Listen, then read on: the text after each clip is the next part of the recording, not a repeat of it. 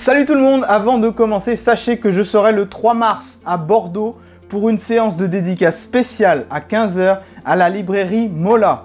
Donc le 3 mars à Bordeaux, je vous attends à la librairie Mola, je serai très heureux de vous rencontrer en personne. Aujourd'hui, je voulais parler avec vous des 3 pièges dans lesquels tombent la plupart des étudiants au moment de réviser les cours, au moment de réviser les examens, ou tout simplement quand vous avez des concours à passer.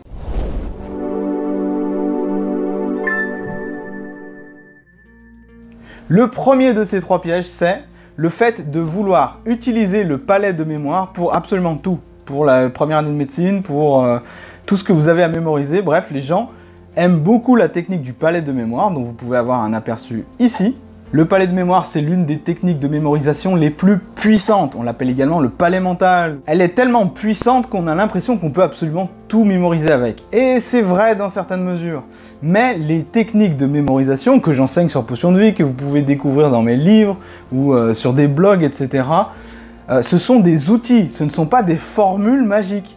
Ce ne sont pas des choses que vous pouvez utiliser pour absolument tout. Le palais mental ou le palais de mémoire, ça a beau être un outil très puissant et qui sert à beaucoup de choses, parfois ce n'est pas le meilleur outil pour mémoriser. Et bien souvent, ce n'est pas le meilleur outil pour mémoriser, notamment si vous êtes en première année de médecine, ou si vous êtes dans le droit, ou si vous devez retenir des choses absolument au mot à mot. Le palais de mémoire peut aider, mais bien souvent ce n'est pas la meilleure technique. C'est un outil parmi votre arsenal.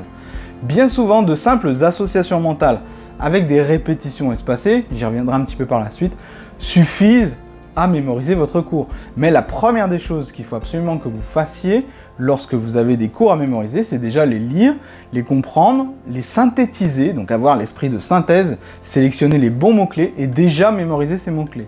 Ces mots-clés n'ont pas forcément besoin à être utilisés, mémorisés dans un palais mental. Alors vous allez me dire, mais à quelle occasion j'utilise un palais de mémoire alors si je ne dois pas l'utiliser pour tous les cours? Vous utilisez particulièrement le palais de mémoire lorsque vous avez des séquences, des choses qui s'enchaînent et que vous devez absolument retenir l'ordre, ou que vous avez des listes de choses importantes absolument à retenir sans en oublier une seule, ou que vous avez un ordre spécial que vous devez retenir également.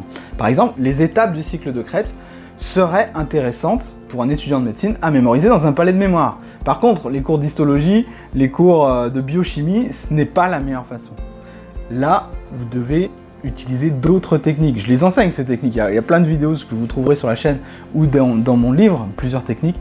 Mais voilà, le piège c'est que beaucoup de gens ont des facilités à utiliser le palais de mémoire et donc veulent l'utiliser de partout. C'est une erreur. La deuxième erreur que vous pouvez commettre lorsque vous utilisez les techniques de mémorisation, c'est que, comme beaucoup, vous vous rendez compte que utiliser les techniques de mémorisation, c'est faire utiliser votre cerveau différemment.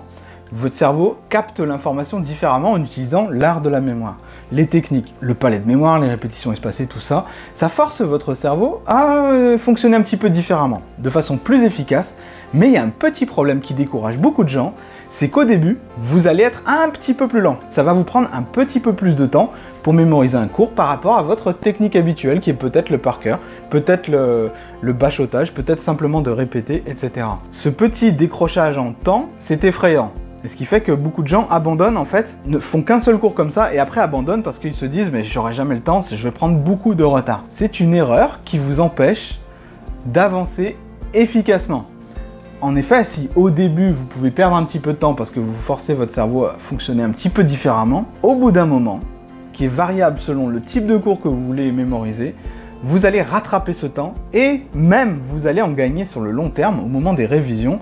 Vous aurez retenu bien plus de choses en utilisant des techniques de mémorisation qu'en n'ayant fait que du bachotage où finalement ça va très vite s'évanouir et dès que vous aurez arrêté de répéter vos informations, ben pouf, ça va s'envoler en fumée. Avec les techniques de mémorisation, vous allez bien plus garder dans votre mémoire à long terme les informations justement. Mais au début, c'est vrai que ça demande un tout petit peu de temps.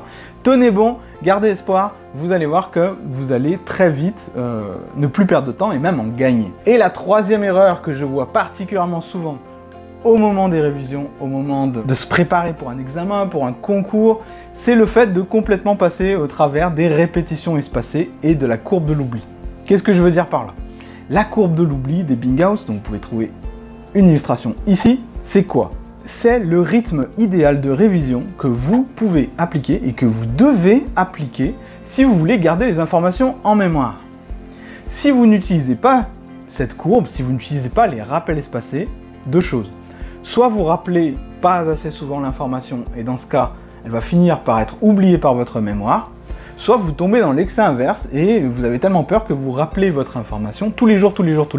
Le problème avec cette dernière solution, c'est que comme vous avez beaucoup de cours, généralement, tout répéter tous les jours, au bout d'un moment, ça va être très pénible et vous manquerez de temps lorsque vous devrez mémoriser d'autres choses.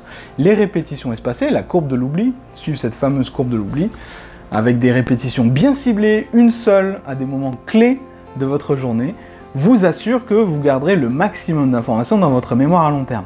Donc voilà, c'était les 3 erreurs que commettent la plupart des gens au moment de réviser ou au moment de se préparer pour un concours, etc.